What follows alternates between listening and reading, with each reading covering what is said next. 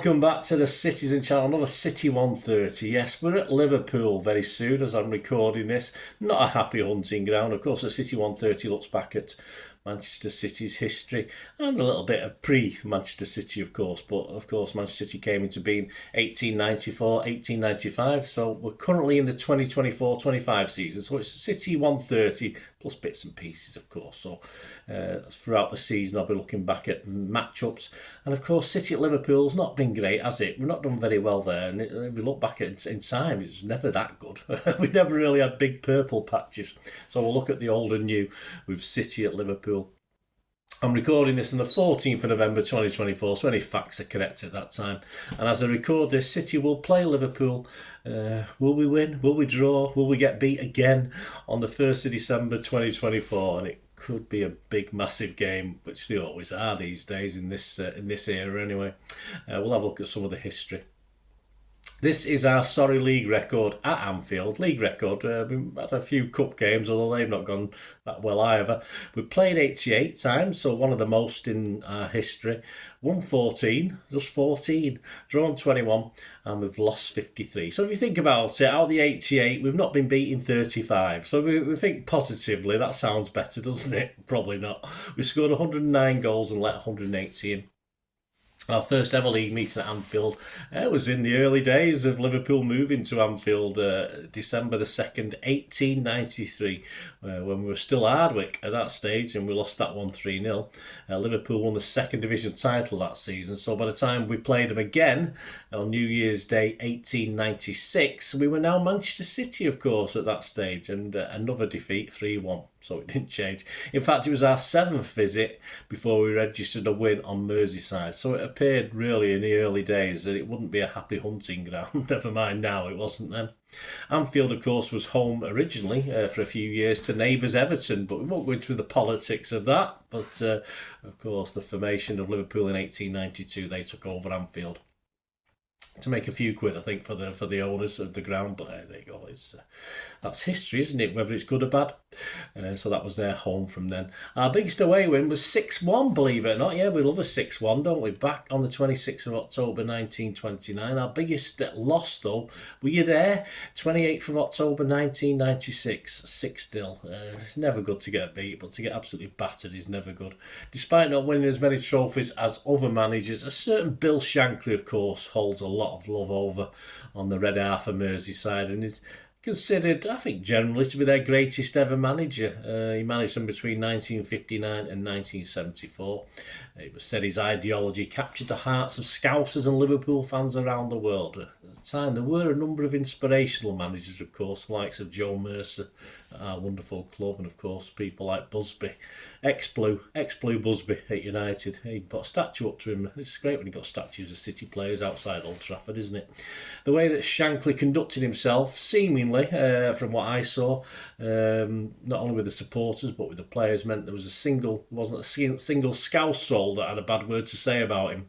Well, there might have been a few Evertonians, I suppose, but in those days they loved each other, didn't they? I'm sure we'd find one or two, but we take the point.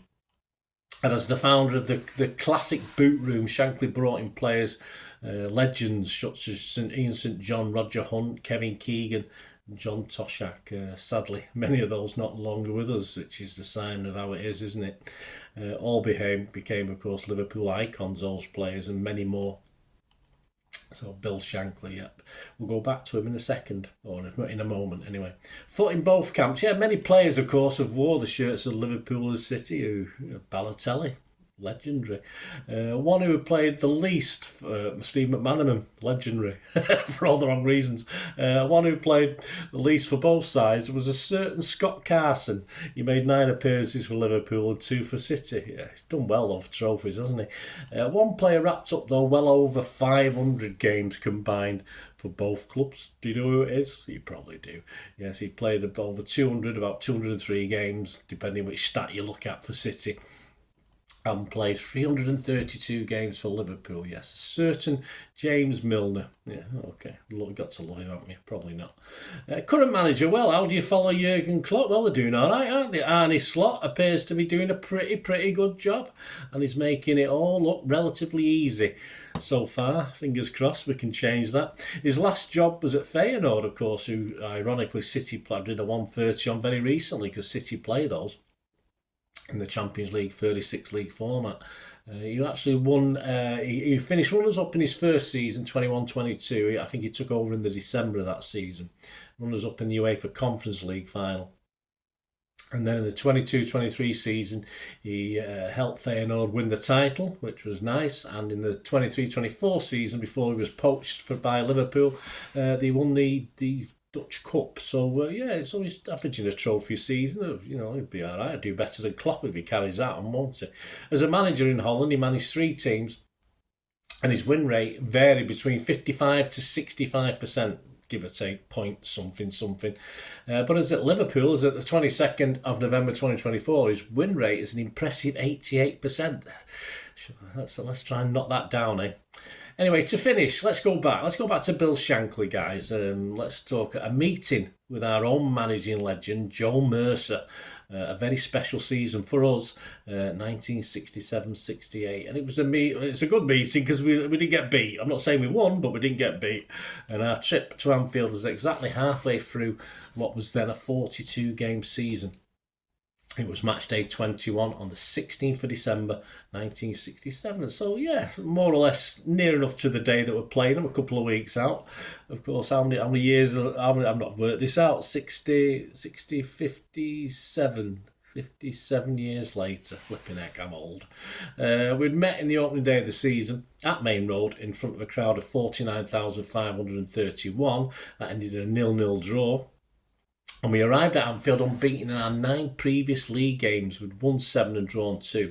And we sort of took us on a march up the table. And it was very close at the top of the table. After 20 games, United were top with 28 points. Of course, it was 2 points for a win in those days.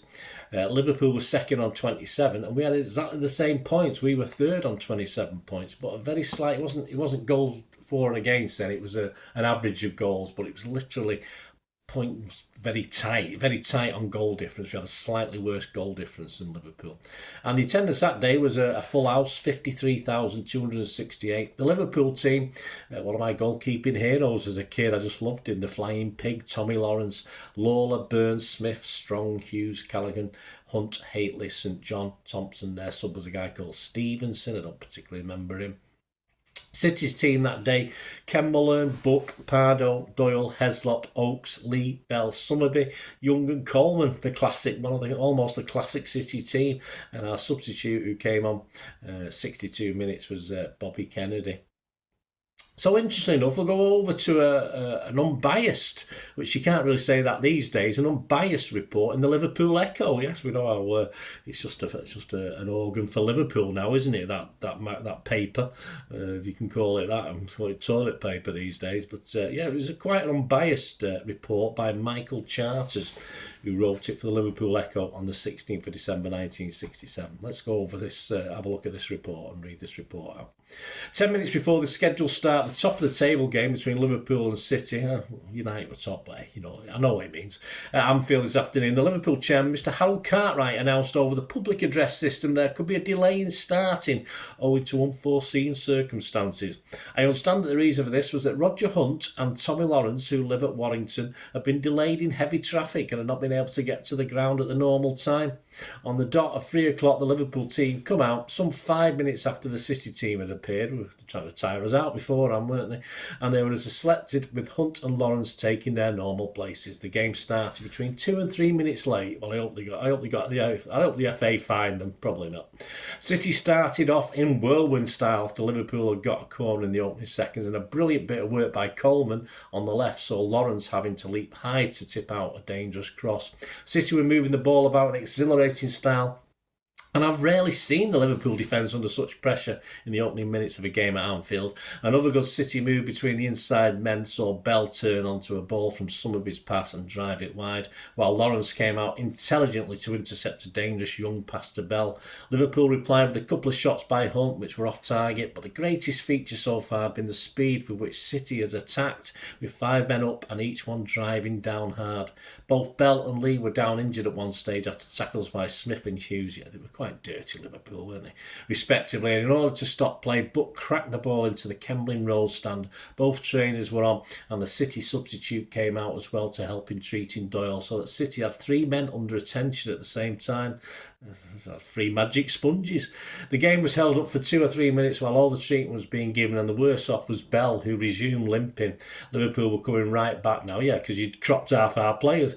Liverpool were coming right back now with some great work by Smith driving them on, and Milner had to make a spectacular catch from Callaghan's centre as Hateley moved in. Liverpool had yet another goal line save from Hughes to prevent them going behind from the corner. Bell hit a tremendous shot through the crowded goal mouth, which Hughes turned away, and Young's shot from the opposite side of the goal just swung wide at the far post. The power and shooting ability of the City forwards was amazing. Liverpool came with a good attack in which Hunt sent the ball across to Callaghan, whose quick shot was saved blow down by Mulhern. So far, this was the best and most exciting game seen at Anfield this season, a true test between 2 of the top teams in the land, which had the capacity crowd and the continual uproar of excitement. In the first 20 minutes, City had done more shooting at Liverpool goal than most visiting teams do in 90 minutes at Anfield. Liverpool began to look more dangerous with their more studied build-up in attack, and Hateley made a great effort from a bad angle but drove into the side netting. From an accurate centre by Hughes, Hateley bundled into Mulhern as the goalkeeper went up for the ball, but surprisingly the referee waved play on. Not a surprise, it's Anfield, and Heslop scrambled it away. The City trader continued to have a busy day, had to attend Coleman before the wingman took a corner, and after Young smashed the ball high over the bar, somebody went down in the penalty area, and the trainer was again on for him. Every Liverpool player came back into their own penalty area for a free kick taken by Coleman. It was just outside the box, but he put the ball too close to Lawrence, who made an excellent catch. 3 City shots were charged down by Liverpool defenders in a moment of intense excitement, and Lawler was particularly fortunate to get in the way of a volley by Young, who was heading for the back of the net. It had been a magnificent first half, certainly the best I've seen this season. St John put Hateley through with a lovely pass immediately on the restart, and Hateley hit it well enough from an angle but straight at Mulhern.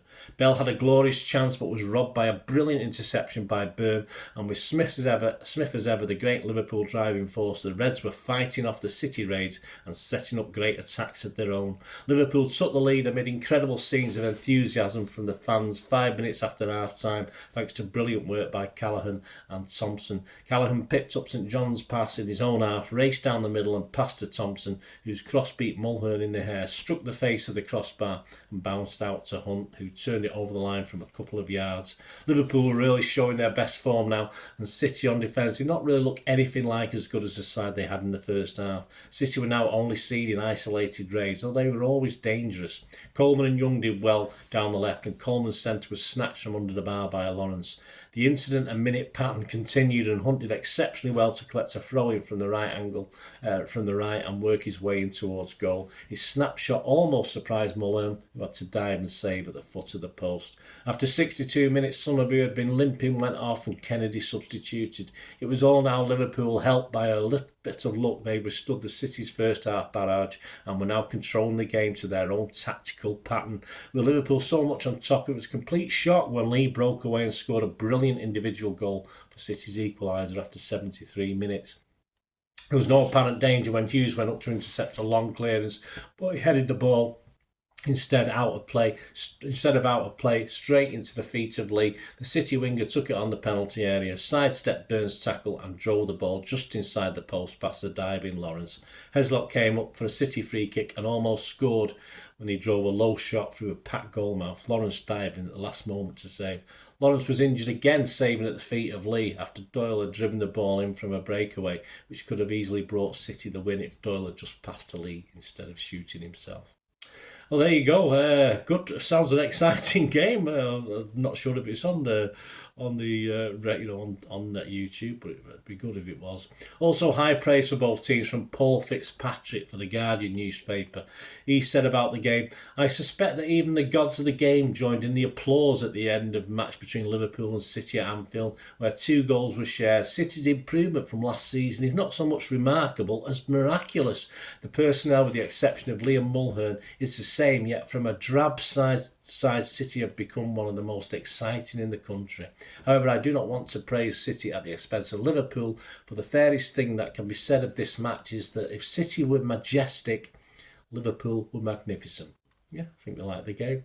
Of course, City would go on to win the title that season on 58 points. United finished second, and Liverpool 3 points behind in third. There you go, guys. Hope you enjoyed that look back. CITY130. Let me know any memories. Were you at that one? You might have to be an old bugger like me, or even older than me, but let me know your thoughts. Any memories in that 6-0, guys? Were you at that 6-0? Let us know your thoughts and memories. And join me again for future CITY130s. Hope you enjoyed it. Please, if you are new to the channel, you enjoy what I try and do, push that subscribe button, push that bell notification. Spread the word, guys. Always appreciated. Give us a like. All things City, past, present, and forever, or as long as I can keep going, that's for sure. And if you do check through the channel, see stuff on another passion of mine, film and TV, so if that's any interest, have a look at that.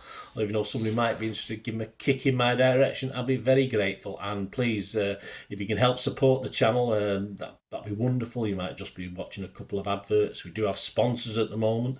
There's memberships available. It gives you unique access to all my further stuff as well that's not on the channel, stuff that's not on the channel. So seek that out, and you can learn all about that. If you just please stay tuned for ways of that you can help support my channel. Thanks for watching. I hope you enjoyed the feature, and yeah, if you can support me through the subscription, if you can subscribe, guys, that'd be wonderful if you've not already done so. We do actually have memberships at the moment, just 99p a month, so you get access to all my City stuff, including all the history vlogs, dozens and dozens not been published yet that you get immediate access to, and every time I do a edit and do a vlog, you get immediate access to it as well. So you can have a copy of scripts as well if you want any hard copy of the sort of things I do on matches and teams and managers and players, etc, etc. So if you can join the membership, that'd be wonderful. We do have sponsors at the moment. P@6505 are our current sponsor. They have a little eBay shop, so if you check in the comments section, there's a link there to the shop. They sell movie posters from the 90s and 2000s. They sell DVDs, some classic Hollywood movies, some classic foreign language ones. And if you do see anything you fancy on there, if you do place an order, just mention me, just say Bernard sent you, and you automatically get 10% reduction in the cost of your order. So fill your boots, guys, and my thanks to P@6505. And yeah, if you want to support the channel just by watching the ads, that helps. Watch the ads, let them play through while you just have to check your phone or something, let it play out.